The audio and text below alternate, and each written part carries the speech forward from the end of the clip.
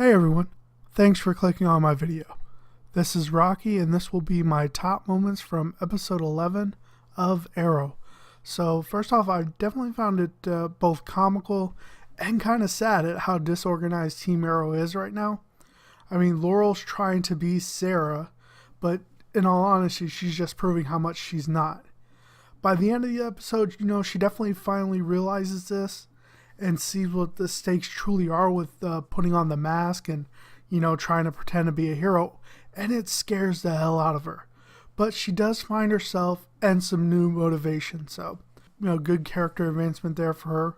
Rory is desperately trying to be Oliver, but he has to realize that he's not, and he needs to develop his own identity as far as being Arsenal as opposed to trying to be the Arrow.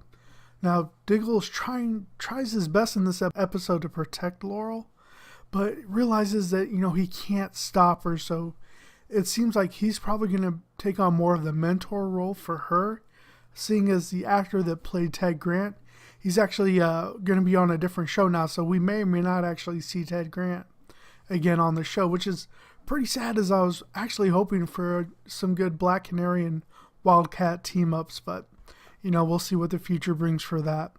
Now with Felicity, she's definitely starts this episode off as being lost like she was at the end of the last episode. She does, she continues to find herself going towards Ray Palmer. Now, while I do like that in this episode she kind of gets her focus back, I do not like the romance between her and Palmer. It just doesn't feel right to me. It feels forced still, so I know they're just adding that extra tension there for when Oliver comes back, and they did start with the romantic thing, pretty quick when this season started. But yeah, it just feels off for me for some reason. I still can't quite put my finger on it. Now we do get some flashbacks of Hong Kong, and we see Oliver and Masao save Tatsu from China White, and we see how far Masao is willing to go to protect his family. I got the impression this is kind of where Oliver picked up on his need to protect his family and how far he'll go when he came back to starting, say, at the beginning of the series and everything. So it's nice seeing that kind of story develop there and see where Oliver kind of picks up all these kind of personality traits and things from the people that he's met in the past. Now, I did enjoy the scenes with Malcolm and Thea, and it's nice that she actually managed to get at least some information out of Malcolm as far as Roz and why they need to leave Starling City. It's nice seeing that, Thea wants to stay and fight. She's really developed well in this season, and the evolution of her character has been, very entertaining to watch. So, I definitely am excited to see where her story's going to go.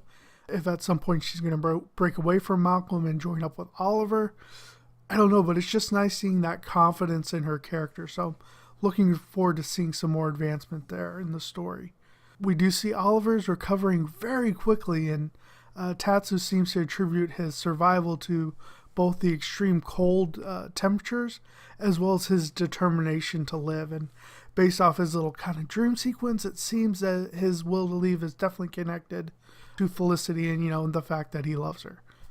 So it was really nice seeing Oliver and Tatsu kind of talk and be personable and with each other.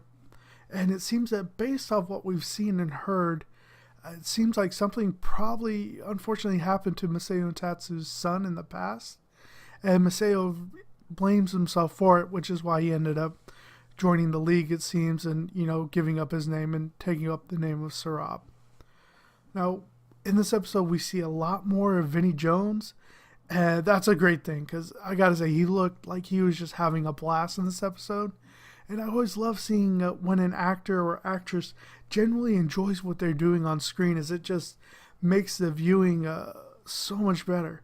Now, while I know, in some interviews they've been stating that Brick is definitely not going to be a metahuman, I still think something's definitely up with his character. I mean, in the last episode, it seemed like bullets just kind of grazed off of him. And in this episode, he got hit in the chest with an arrow. And it just seemed to be kind of an annoyance to him. I mean, come on, just give us some kind of superhuman power in Arrow again, okay? So, Brick has been a very refreshing villain.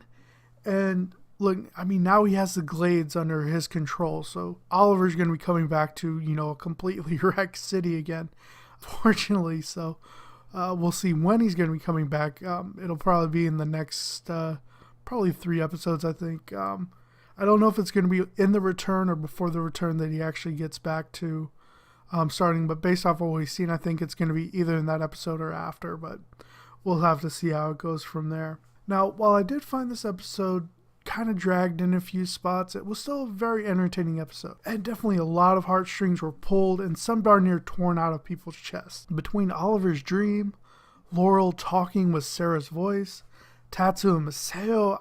Okay, guys, I gotta stop because, that's just, yeah.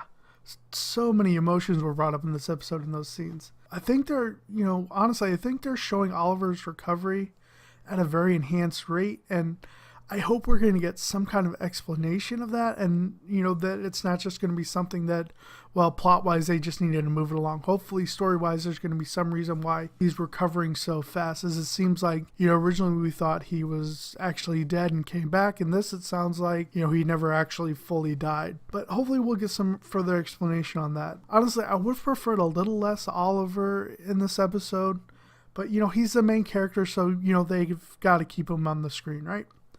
So, just as kind of a little side rant, someone please tell Captain Lance that Sarah's dead, and someone let Thea know what happened to Oliver. Just someone, please, come on, it's killing me. Someone has to let these characters know what's going on to their family. Alright, so that's done. So I definitely enjoyed this episode. I hope you guys did as well. Let me know down in the comments below what you thought about the episode, and if you have any questions about any of the characters or anything brought up in the episode, go ahead and put those down in the comments below as well. I'll be happy to go over that information with you. And if you've enjoyed the video, I'd ask you to go ahead and give me a thumbs up, and please subscribe to my channel. That way you can be alerted for my future Arrow videos, as well as the other Marvel and DC videos that I do. And if you have gone ahead and subscribed to my channel already, thank you very much. I really appreciate you coming on board, and I hope you guys are enjoying the video. All that being said, I hope everyone has a great rest of your day now. Bye.